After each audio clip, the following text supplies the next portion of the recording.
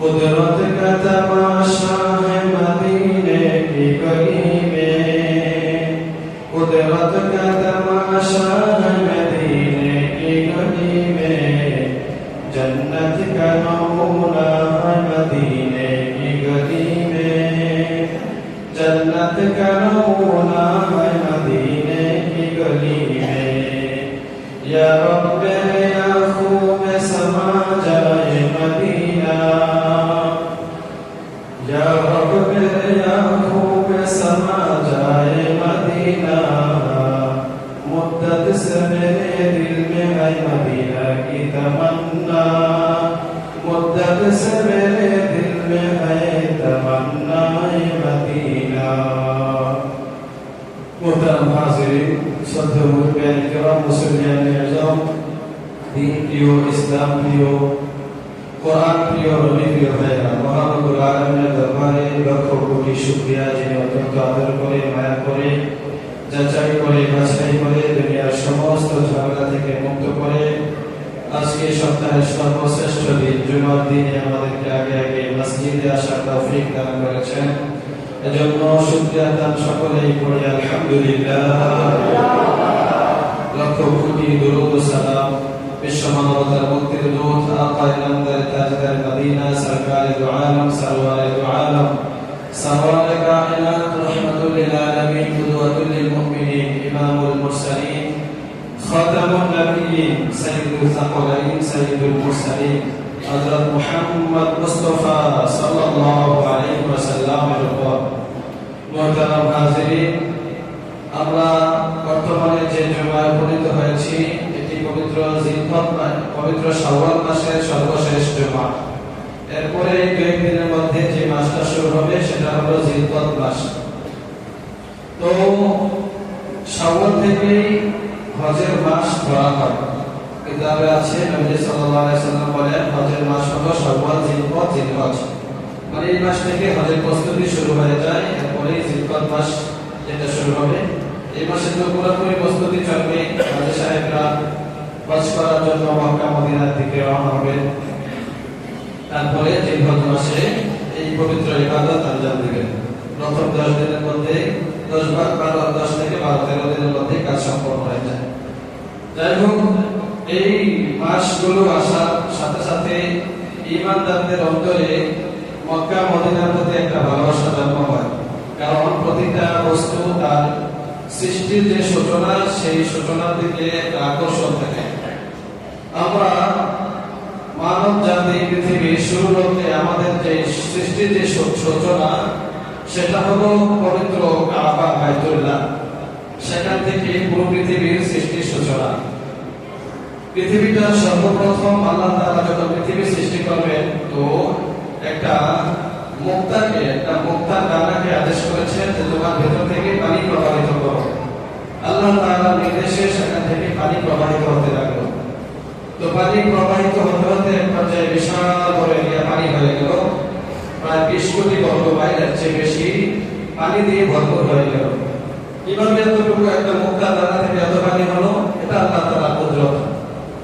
বড় বড় গাছ, বিশাল বড় বড় গাছ দেখবেন ছোট একটা বিচি থেকে কত বড় একটা গাছ হয়ে যায়। নবীজি সাল্লাল্লাহু আলাইহি ওয়াসাল্লাম একবার জিহাদের ময়দানে যাচ্ছিলেন, তো সাহাবায়ে কেরামের পানি শেষ হয়ে গেল। ওনারা একবার নবীজির কাছে আবেদন করলেন, ইয়া রাসূলুল্লাহ, মরুভূমিতে আমরা পানি কোথা থেকে পাবো? তো আল্লাহ নবী সাল্লাল্লাহু আলাইহি ওয়াসাল্লাম বললেন, তোমাদের যার যার পাত্রে যে পরিমাণ পানি আছে এগুলো একটা পাত্রে জমা করো। এই পাত্রের শেষে 2 ফোঁটা পানি থাকে, গ্লাসের শেষে বা অসচ্ছিন্ন গরুর শেষে। তো সবগুলো একসাথে জমা করার পর অল্প কিছু পানি হয়েছে। এখন সাথে উট আছে, তারপরে আরো পানি আছে, মানুষ আছে, সবাই ব্যবহার করবে, এখানে তো যথেষ্ট না। আল্লাহ নবী সাল্লাল্লাহু আলাইহি ওয়াসাল্লাম নিজের এই শাহাদাত আঙ্গুলি মোবারক কানের মধ্যে রাখলেন। রাখার পরে আল্লাহ তাআলা এই বরকতে এখান থেকে ঝর্ণা চালু করে দিলেন। সুবহানাল্লাহ। পানি এবার উঠতে লাগলো। সাহাবায়ে কেরাম সবাই তাদের পাত্র ভরে নিলেন। যার যার যত রকমের পাত্র ছিল পাত্র ভরে নিলেন। উট, ছাগল সহ যেই তাদের সাথে ঘোড়া সহ যেগুলো ছিল পানি সবগুলোকে পানি পান করালেন। এরপর আরো অনেক পানি রয়ে গেল, এগুলো তারা মজুদ করে রেখে দিলেন। তো এটা ছিল আল্লাহ নবী সাল্লাল্লাহু আলাইহি ওয়াসাল্লামের বরকত। এভাবে আল্লাহ তাআলার কুদরত বিভিন্ন ভাবে প্রকাশ পায়, যেটা যুক্তিতে সাধারণত ধরে না। যাই হোক, এই একটা মুক্তার দ্বারা থেকে এরকম পানি পৃথিবীতে সর্বপ্রথম ছড়িয়ে গেল। এবার আল্লাহ তাআলা জানিয়ে দিলেন, ইন্নী জাইলুন ফিল আরদি খলিফা, আমি পৃথিবীতে একজন খলিফা পাঠাবো, প্রতিনিধি পাঠাবো, অর্থাৎ হযরত আদম আলাইহিস সালামকে পৃথিবীতে পাঠাবো, মানুষ পৃথিবীতে আসবে, এই ঘোষণা আল্লাহ তাআলা দিয়ে দিলেন। তো এই পৃথিবীর বুকে যখন শুধু পানি, এখন এই পানি কান্না করতে লাগলো যে আমার বুকে শুধু পানি, এখানে সৃষ্টিজীব আসবে, তারা কিভাবে বসবাস করবে? আল্লাহ তাআলা পানিকে সান্ত্বনা দিলেন যে তোমার উপরে আমি এরকম ব্যবস্থা করে দেব যেন সৃষ্টিজীব তারা বসবাস করতে পারে, বসবাসের উপযুক্ত তোমাকে করে দেব। তো আল্লাহ রাব্বুল আলামিনের একটা বিশেষ নজর, কুদরতের একটা রহমতের নজর দিলেন, দৃষ্টি দিলেন এক জায়গার মধ্যে। সেই জায়গাটার মধ্যে বর্তমানে বাইতুল্লাহ অর্থাৎ খানায়ে কাবা। সুবহানাল্লাহ। এখানে আল্লাহ রাব্বুল আলামিন কুদরতি দৃষ্টি দেওয়ার পরে ওই বিশাল পানির এরিয়া, সব পানির মধ্যে ঢেউ থাকে, পানির যাই গুণ বেশি, পানি ঢেউ বেশি, ঢেউ করতে করতে একটা ফেনা উঠে যায় পানির মধ্যে। এই ফেনাগুলো এখানে জমা হতে লাগলো, যেখানে আল্লাহ তাআলা কুদরতের নজর দিয়েছিলেন। এই ফেনা এক পর্যায়ে পাহাড়ের মতো উঁচু হয়ে গেল, সব ফেনা এক জায়গায় জমা হতে হতে পাহাড়ের মতো উঁচু হয়ে গেল। আল্লাহ তাআলা এই ফেনাগুলোকে আস্তে আস্তে মাটিতে রূপান্তরিত করলেন। এরপরে রুটির মতো আমরা যেভাবে রুটি বেলুন দিয়ে বেলে ফেলি, এরকম করে পুরাটা মাটি ফেনাকে এভাবে মাটির আকৃতিতে পুরো পৃথিবীর মধ্যে ছড়িয়ে দিলেন। কিন্তু দেওয়ার পরও নিচে যেহেতু পানি, এটা নড়বড় করতেছে, পানির উপরে সাধারণত কিছু থাকলে এটা নড়বড় করবে, এটাই স্বাভাবিক। তো আল্লাহ তাআলা বলেন, ওয়াখলাকনাল জিবালা আওতাদা, এরপরে আমি পাহাড় সৃষ্টি করলাম, পাহাড়কে প্যারেন্ট হিসাবে দিয়ে দিলাম যেন এটা আর নড়াচড়া না করে। এরপরে এখন দেখেন না মাঝে মধ্যে ভূমিকম্প হয়, একটু নাড়া দিলে কি অবস্থা হয়ে যায়।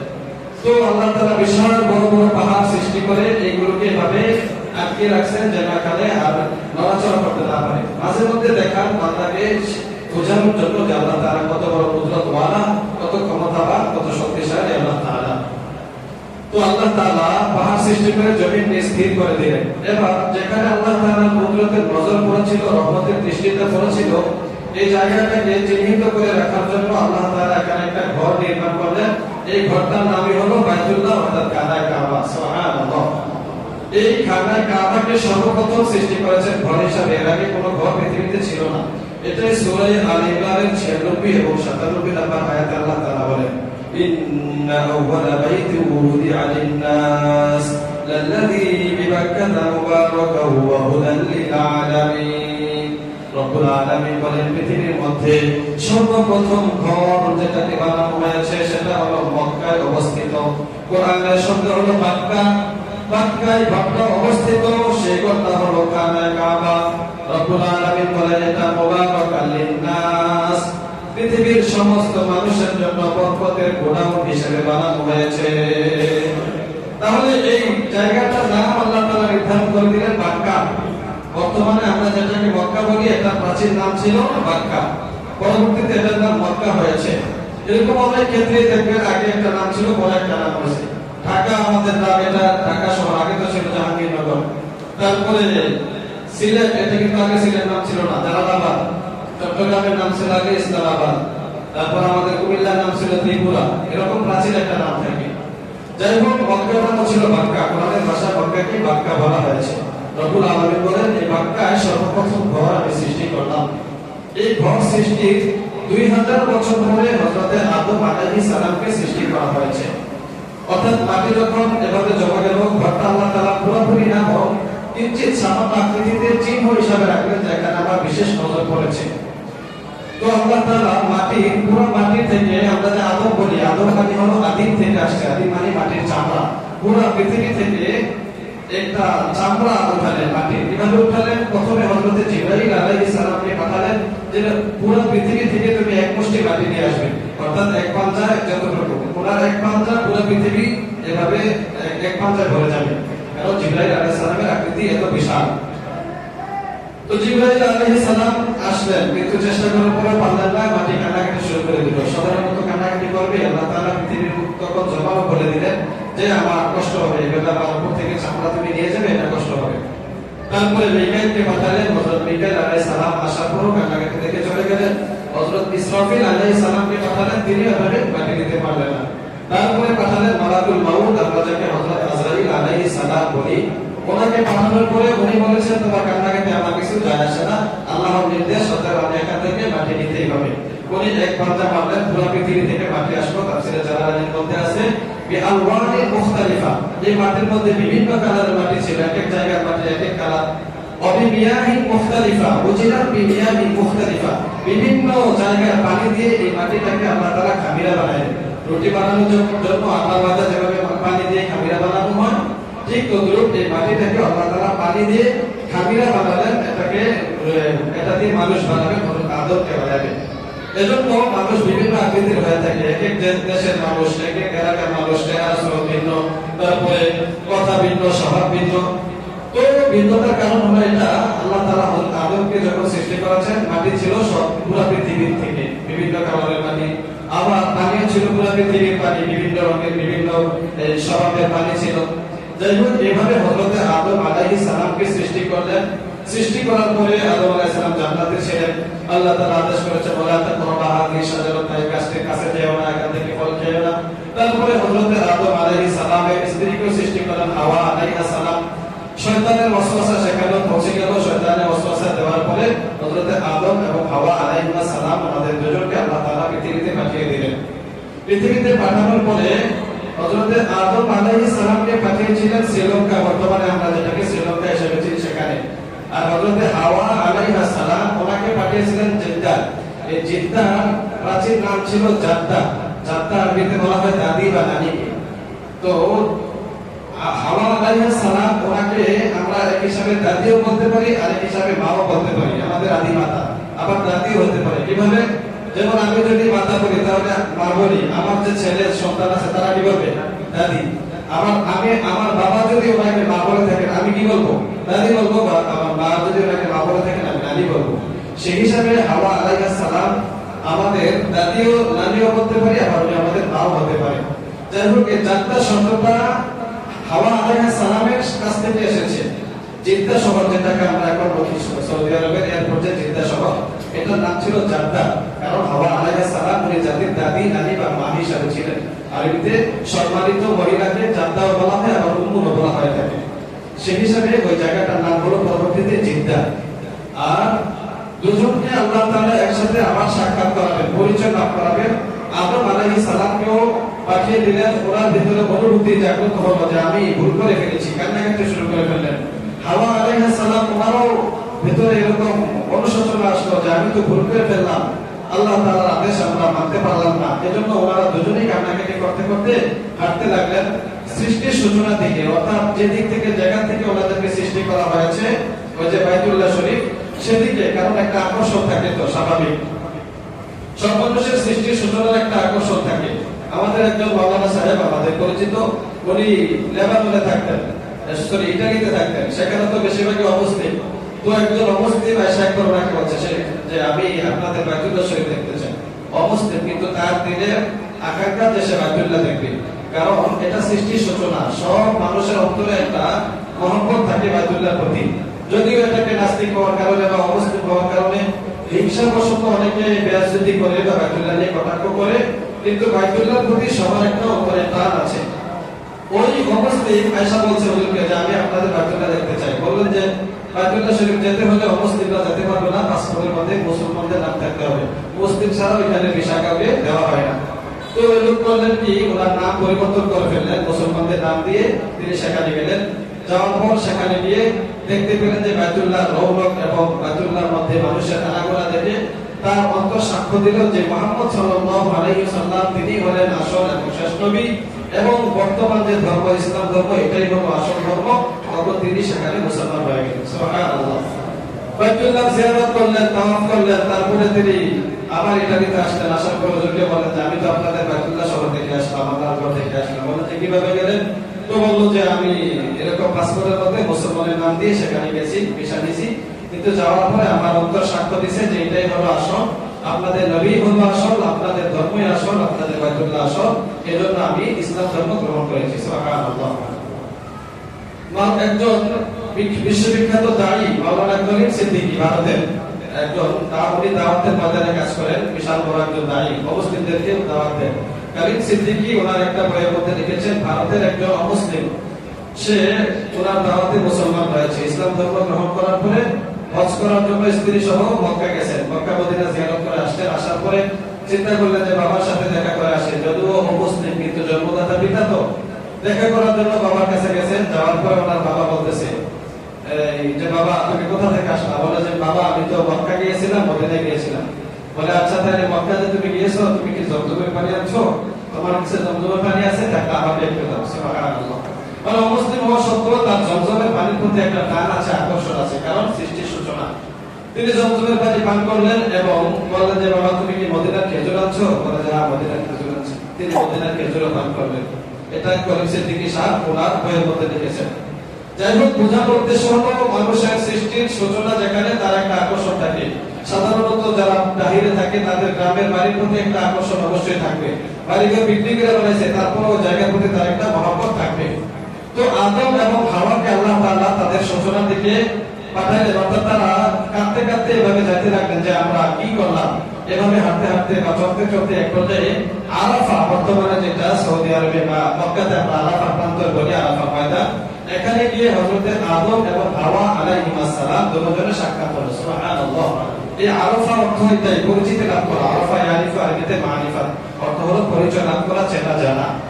আদম এবং হাওয়া ওনারা দুজনের সাক্ষাৎ আরাফার ময়দানে হয়েছে, এজন্য এই জায়গাটার নাম আরাফা হয়েছে, মানে চেনার জায়গা, পরিচয় লাভ করার জায়গা, সাক্ষাতের জায়গা। যাই হোক, এখান থেকে ওনাদেরকে আল্লাহ তাআলা আদেশ করলেন তোমাদের সৃষ্টির সূচনা আরো সামনে বাইতুল্লাহ খানায় কাবা, সেদিকে যাও। সেখানে তারা গেলেন এবং গিয়ে তাওয়াফ করলেন এবং আল্লাহ তাআলার দরবারে দোয়া করলেন। কোন কোন বর্ণনায় আছে আরাফার ময়দানে দোয়া করলেন। দোয়া করার সময় হযরত আদম আলাইহিস সালাম কি দোয়া করবেন? কোরআনে রব্বুল আলামিন বলেন, ফাতালাক্কা আদামু মির রাব্বিহি কালিমাতিন ফাতাবা আলাইহি ইন্নাহু হুয়াত তাওয়াবুর রহিম। আদম আলাইহিস সালামের অন্তরে আল্লাহ তাআলা জাগ্রত করে দিলেন, আদম তুমি এবার দোয়া করো, রব্বানা যালামনা আনফুসানা ওয়া ইল্লাম তাগফির লানা ওয়া তারহামনা লানাকুনান্না মিনাল খাসিরিন। আমরা অনেকে দোয়াটা পারি, এটা আল্লাহ তাআলা শিখিয়ে দিলেন, রব্বানা যালামনা আনফুসানা ওয়া ইল্লাম তাগফির লানা ওয়া তারহামনা লানাকুনান্না মিনাল খাসিরিন। অর্থাৎ আমাদের রব, আমরা নিজেদের প্রতি জুলুম করে ফেলেছি, আপনি যদি আমাদের প্রতি রহম না করেন, আমাদেরকে ক্ষমা না করেন, তাহলে আমরা ক্ষতিগ্রস্ত হয়ে যাব। এই দোয়াটা করার সময় তাফসীরের কিতাবের মধ্যে আছে হযরত আদম আলাইহিস সালাম দোয়া করে আমাদের নবী সাল্লাল্লাহু আলাইহি ওয়াসাল্লামের উসিলা দিয়ে আল্লাহ তাআলার কাছে ক্ষমা চাইছিলেন। সুবহানাল্লাহ। বলেছেন আল্লাহ, শেষ নবীর নাম আপনার নামের সাথে দেখেছি জান্নাতের মধ্যে, লা ইলাহা ইল্লাল্লাহ মুহাম্মাদুর রাসূলুল্লাহ সাল্লাল্লাহু আলাইহি ওয়াসাল্লাম। আয় রব্বে কাবা, আয় রব্বুল আলামিন, এই যে আপনার নামের সাথে একটা নাম যোগ দেখলাম মুহাম্মাদুর রাসূলুল্লাহ সাল্লাল্লাহু আলাইহি ওয়াসাল্লাম, অবশ্যই এটা আপনার কাছে সবচেয়ে প্রিয় একটা নাম। এই নামের উসিলা আপনি আমাদেরকে ক্ষমা করে দেন। সুবহানাল্লাহ। আল্লাহ তাআলা হযরত আদম আলাইহিস সালামের দোয়া কবুল করলেন। এখানে তাদের পরিচয় পর্ব শেষ হলো, দোয়া কবুল হলো, আল্লাহ তাআলা তওবা কবুল করলেন। এরপরে আদম আলাইহিস সালাম এই বাইতুল্লাহ শরীফের পুনর্নির্মাণ করলেন। মানে একটা চিহ্নিত আকারে ছিল, আদম আলাইহিস সালাম এখানে কিছু কাজ করে একটা ঘেরাও দিলেন। এরপর আল্লাহ তাআলা নির্দেশে তিনি সেখানে তাওয়াফ করলেন। আদম আলাইহিস সালামের পরে অনেক বছর পরে শীস আলাইহিস সালাম আসলেন, উনিও এটাকে কিছুটা নির্মাণ কাজ করলেন, এখানে তাওয়াফ করলেন। এরপরে অনেক বছর পর্যন্ত এভাবে তাওয়াফের কাজ চললো। নূহ আলাইহিস সালামের জামানা আসলো অনেক বছর পরে। নূহ আলাইহিস সালামের জামানায় আল্লাহ তাআলা একটা প্লাবন দিয়েছিলেন, বন্যা দিয়েছিলেন। যারা শিরক করত, মুশরিক ছিল, অমুসলিম ছিল, তাদেরকে ধ্বংস করে দেওয়ার জন্য নূহ আলাইহিস সালামের তারা কথা তারা মানতো না। প্রায় 7 বছর দিয়ে দাওয়াত দিয়েছেন। কোরআন কারীমের 29 পারা একটা সূরা আছে, সূরা নূহ, ওনার নামে একটা সূরা, এখানে আলোচনাটা আছে। এরপরও তারা দাওয়াত কবুল করলো না, বরং উল্টো তিরস্কার করতো নবীকে এবং তাকে মেরে ফেলার মতো তারা একটা পরিকল্পনা ছিল। যাই হোক, নূহ আলাইহিস সালাম আল্লাহর কাছে দোয়া করার পরে আল্লাহ তাআলা একটা বন্যা দিলেন। সেখানে নূহ সহ ওনার কথা মতো যারা চলতো, ওনার অনুসারী যারা ছিল, তাদেরকে আল্লাহ তাআলা নির্দেশ দিলেন একটা নৌকা বানানোর জন্য। বড় করে সেই নৌকার মধ্যে ওনারা আশ্রয় নিলেন, বড় একটা জাহাজ। এরপর আল্লাহ তাআলা বন্যা দিয়ে বাকি সকলকে মেরে ফেললেন। তো এই বন্যার মাধ্যমে এই যে বাইতুল্লাহ শরীফের যে আকৃতিটা ছিল সেটা নিশ্চিহ্ন হয়ে গিয়েছিল, প্রায় দেখা যাচ্ছিল না, এটা ধসে পড়ে গিয়েছিল, যার কারণে এটা এখন থেকে আর দেখা যাইতেছে না। নূহ আলাইহিস সালামের অনেক বছর পরে হযরত ইব্রাহিম আলাইহিস সালাম আসলেন। ইব্রাহিম আলাইহিস সালাম আসার পরে ইব্রাহিম আলাইহিস সালামের লম্বা ইতিহাস। তো আল্লাহ তাআলা ওনাকে আদেশ করলেন, ওয়াইদ ওয়াবানা ইব্রাহিম মাকানাল বাইত আল্লাহ তুশরিক বি। আল্লাহ তাআলা বলেন, আমি ইব্রাহিমকে জানায়া দিলাম বাইতুল্লাহ শরীফের স্থান। কোন জায়গাটায় বাইতুল্লাহ আছে, আমার কানায় কাবা আছে, তাই ইব্রাহিমকে জানিয়ে দিলাম। ইব্রাহিম আলাইহিস সালাম সেখানে গেলেন ওনার ছেলে ইসমাঈল আলাইহিস সালামকে নিয়ে। ইসমাঈল আলাইহিস সালাম সহ দুজনে গিয়ে পুনরায় সেইখানে বাইতুল্লাহ নির্মাণ করলেন। বাইতুল্লাহ কিন্তু বেঁধে দিয়েছিল, আল্লাহ তাআলা জায়গাটা দেখাই দিয়েছেন। তো ইব্রাহিম আলাইহিস সালাম এবং ইসমাঈল আলাইহিস সালাম ওনারা দুজনে মিলে এই বাইতুল্লাহটা পুনরায় নির্মাণ করলেন। ঘর সুন্দরভাবে বানালেন, উপরে ছাদ দেওয়া ছিল না, চতুর্দিক দিয়ে এইভাবে দেয়াল দিয়ে ঘরটা নির্মাণ করলেন। ইব্রাহিম আলাইহিস সালাম এবং ইসমাঈল আলাইহিস সালাম ঘর বানানোর পরে আল্লাহ তাআলার কাছে কি কথাগুলো বলেছিলেন, সূরা বাকারার 127 নম্বর আয়াত থেকে আল্লাহ তাআলা এই কথাগুলো বলেছেন। আল্লাহ রাব্বুল আলামিন বলেন, ওয়া ইয ইয়ারফাউ ইব্রাহিমুল কওয়াইদা মিনাল বাইতি ওয়া ইসমাঈল। ইব্রাহিম এবং ইসমাঈল বাপ বেটা দুজনে যখন আমার ঘরের ভিত্তি স্থাপন করলো, নির্মাণ করলো, তখন তারা বলল, রব্বানা তাকাব্বাল মিন্না ইন্নাকা আনতাস সামিউল আলিম। ইব্রাহিম আলাইহিস সালাম দোয়া করতে লাগলেন, কারণ আল্লাহ তাআলা ইব্রাহিম নবীকে বাইতুল্লাহ শরীফ বানানোর সময় এই কথা করে ফেলে দিয়েছিলেন যে আমার খলিল, হে আমার বন্ধু, আপনি আমার ঘর নির্মাণ করতেছেন, বড় কষ্ট হচ্ছে, আপনি ঘর নির্মাণ করে দোয়া করবেন, যে দোয়া করবেন এগুলো আমি কবুল করে নিব। সুবহানাল্লাহ। এমনিতে নবী মুস্তাজাবুদ দাওয়া, দোয়া তো কবুল হওয়ারই কথা। আরো কিছু বিশেষ একটা অফার দিলেন যে বাইতুল্লাহ নির্মাণ করো, আপনি কিছু দোয়া করবেন, তখন আপনার দোয়া আমি কবুল করব। ইব্রাহিম নবী বাইতুল্লাহ নির্মাণ করতে লাগলেন, আর ওনার ছেলে ইসমাঈল আলাইহিস সালাম সহযোগী হিসেবে পাথর এনে দিতে লাগলেন। রাজমিস্ত্রির মেন কাজ করতেছেন ইব্রাহিম আলাইহিস সালাম, আর যোগালী হিসেবে ওনার ছেলে ইসমাঈল আলাইহিস সালাম। কাজ যখন শেষ হলো, তো কাজ করার সময় যে একটা হাজরে আসওয়াদ, মাকামে ইব্রাহিম যে পাথরটা আছে, যারা গিয়েছেন দেখবেন এই মুলতাজিমের আগে যে ডান পাশে একটা পাথর আছে মাকামে ইব্রাহিম। তো এই পাথরটাও আল্লাহ তাআলার কুদরতে একটা নিশানা, এটা এখন আল্লাহ তাআলা রেখে দিয়েছেন।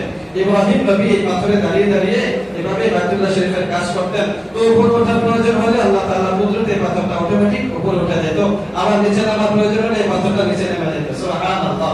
দেখেন এই পাথরটা কিন্তু সরাসরি এখনো আল্লাহ তাআলা রাখছেন, যেন মানুষ বিশ্বাস করে আল্লাহ তাআলার কুদরতকে। এবং এটা হলো গরম পাথর না, শক্ত পাথর, কিন্তু এটার মধ্যে এখনো ইব্রাহিম আলাইহিস সালামের পায়ের ছাপ আছে। যারা গিয়েছেন মোটামুটি সবাই দেখছেন, এটা দেখার সুযোগ আছে, এটা দেখতে কোনো ঝামেলা হয় না। হযরত আসওয়াদ জমা দিতে যেরকম একটা ঝামেলা হয়, মাকামে ইব্রাহিম দেখতে কিন্তু এমন ঝামেলা হয় না।